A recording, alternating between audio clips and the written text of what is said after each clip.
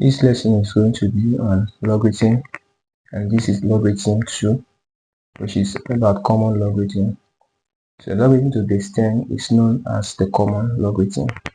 There are other bases of logarithm, e.g. base e, known as a natural or Neperian base or Neperian logarithm. The logarithm of a number consists of two parts called the characteristics and the mantissa, e.g. 342.784. This parts of logarithm, or this what the kind of logarithm we're treating here will be different from the one that we'll take in another, or the one that will be under logarithm 1, where we are going to look at still going to be a logarithm, but it's going to be different from the way logarithm we treated under logarithm 2. So there in logarithm 1, we're looking at cases like log 2 8 plus log 216 equal to, let's say, log 2 42 or so. So these types of logarithm are different from this one that we're going to treat here. So this one is called common logarithm, and they are usually to base 10. So we don't usually write the base in this case, but we are going to look at a kind of notation that we'll be using all through this class. So we're going to look at characteristic and mantissa. Characteristic and mantissa. So what is characteristic and what is mantissa? The characteristic is the whole number part of a figure, and then the mantissa is the decimal part, or the part after the decimal point. So let's take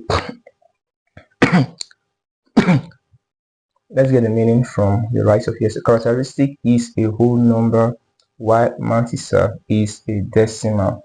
So in this example we have here 242.784. The characteristic is the whole number part in this figure.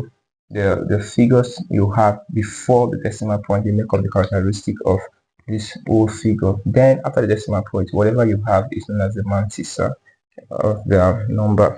So to get the characteristic of any number, express the number in standard form. The index is the characteristics. So when we look at this table, this explains what this writer here just stated. So to express, to get the characteristic of any number, because when we're going to get the logarithm of numbers, we need to know the characteristic and the mantissa. It's very, very important, because as time goes on, I'll be mentioning those things like, okay, this is the characteristic and this is the mantissa. So you don't have to be confused concerning what I would be meaning if I say those things as time goes on. But then let's look at what it means right away. So the characteristic is when you express a given number in standard form, the part that is raised to, the part that 10 is raised to, or the index, is known as characteristic. So for instance, this number, if you express it in standard form, it's going to give us 3.42784 times 10 raised to the power 2. Remember the decimal point was here, so when you move it back 1 2, you put it here. That's 3.42 times 10 raised to the power 2. So this 2 is the characteristic. So if you have 460, this is the number, and you have to look for the logarithm of this number. So you express this in standard form 1 2, this becomes 4.6 times 10 raised to 2. So this 2 is the characteristic. So in a case where the characteristic is 3, like in this case, this is the number given to us, 8156. When expressed in standard form, you will have 8.156 times 10 raised to the power 3. So what is the characteristics? 3, because the index in this standard form is 3. The index in this standard form is 1, and that in this standard form is 0. And for negative numbers, you know how we express negative values in standard form. Well, if you're beginning to, if it is the first time you are trying to, it is the first time you are hearing about standard form, or you don't really understand how this part of it comes about, you can watch my videos on standard form.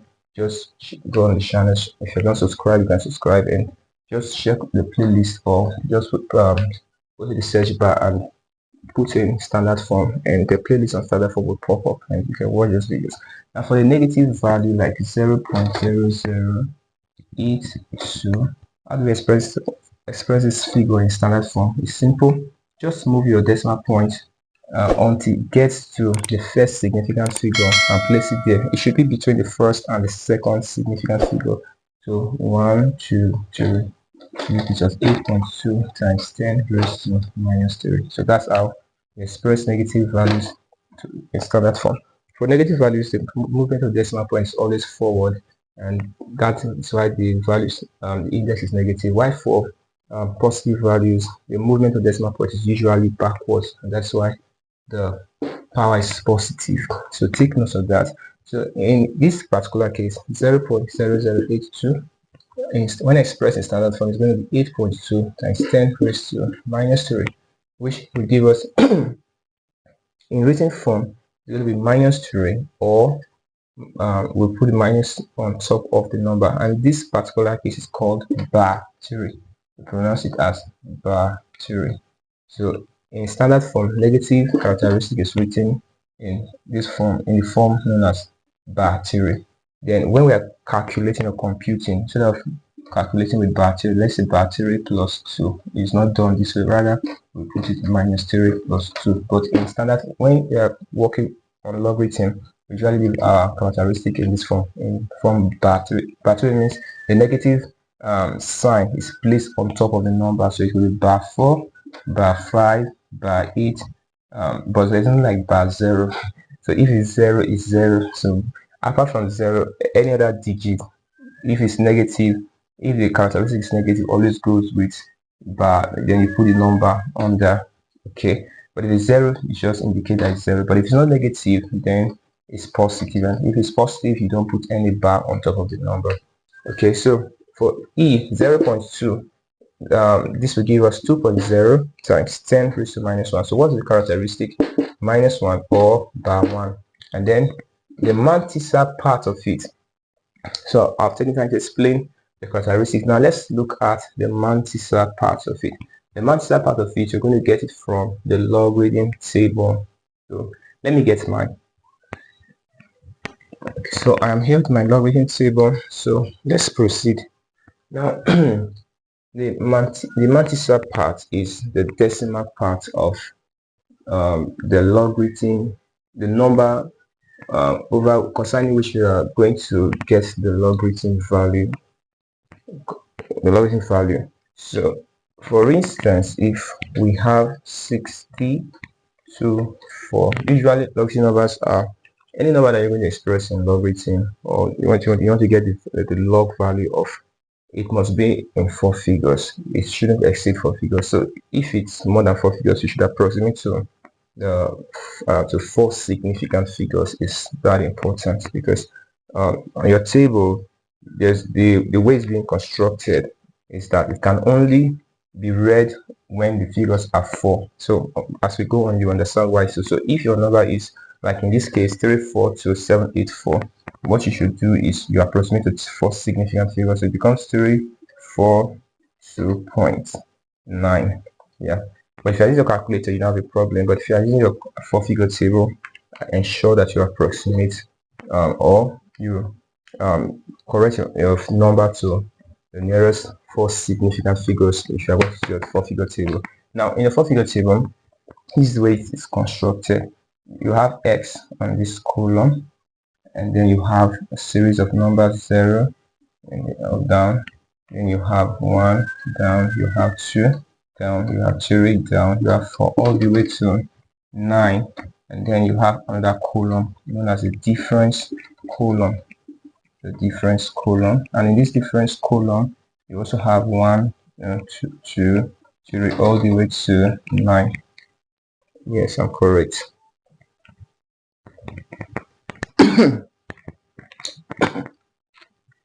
So this is the way we look for the logarithm of this number. So the first thing you need to do is you want to determine the characteristic of this number that you're going to get the logarithm value of.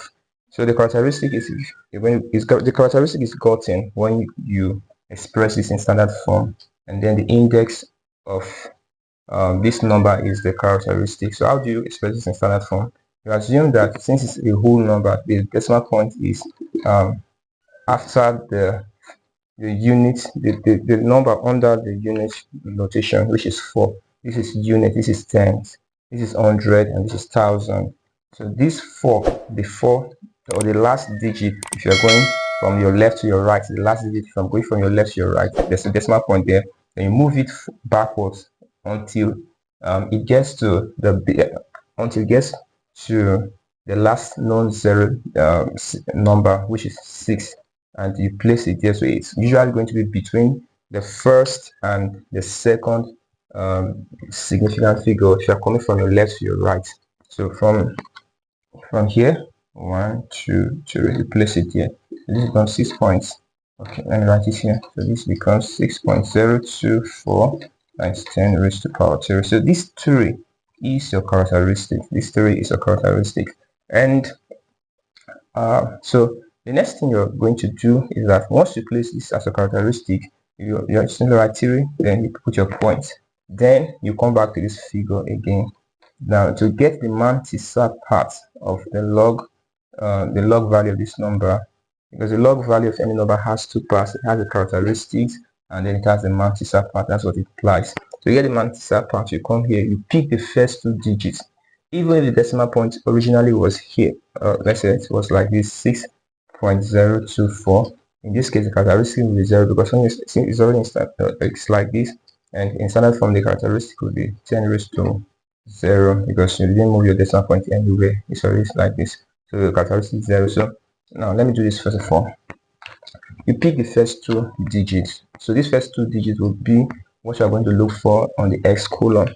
So you go to your x column and you log it. Please look at the top of the 4-figure table and ensure that you are looking at logarithms of numbers. Well, there are different. This table comprises a lot of tables. You have anti-logarithm tables, you have cubes, you have reciprocals, you have sines, cosines, you have a lot of them. So make sure you are reading this value from the right table. So go to the x column, look for 60, the first 2 digits. So let's say this is 59 and then this is 60. So the next thing we're going to look for is that look for the value of 60 under 2, which is the third significant figure. Under 2, you trace it on, let it come to coincide with 60. So now you've gotten the value and write it out. So 60 under 2 from my table, 60 under 2 from my table is 7796. 7796. So write it out. Then the next figure here is 4. So go to the difference column and then look for what the difference is under 4. So let's say this is 4. Then look for the value. So let's say what is here? 60 under 2 difference 4. Difference 4 is 3. So the value here is 3. Then what you do is that you add it to this value here, and this value is gotten from 60 under 2. So you add it. 6 plus 3 is 9. 977. So this is the mantissa part. So in all or overall, the logarithm of 6024 is 3.7799. So that's the value. So what if this is what is given to us?